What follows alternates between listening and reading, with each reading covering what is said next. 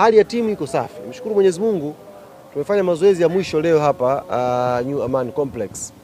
Wachezaji wote wa Yanga naweza kudiriki kusema wako salama.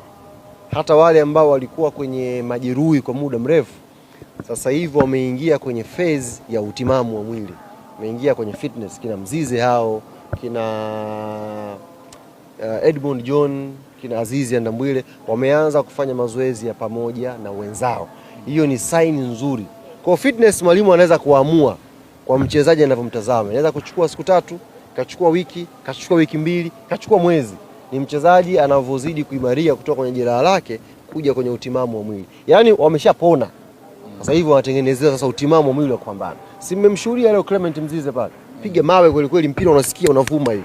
Kwa mwalimu anamwangalia sasa. Huyu mpaka siku fulani anaweza kuwa amesha match ile kasi ya wenzake. Kwa hiyo tunamshukuru Mwenyezi Mungu, timu yote sasa hivi yote hakuna hata mwenye mafua. Kibwana amekuja na yeye ameimarika vizuri, yuko safi. Hakuna hata mmoja mwenye changamoto yoyote. Mwenyezi Mungu atujalie hii hali iendelee mpaka kesho.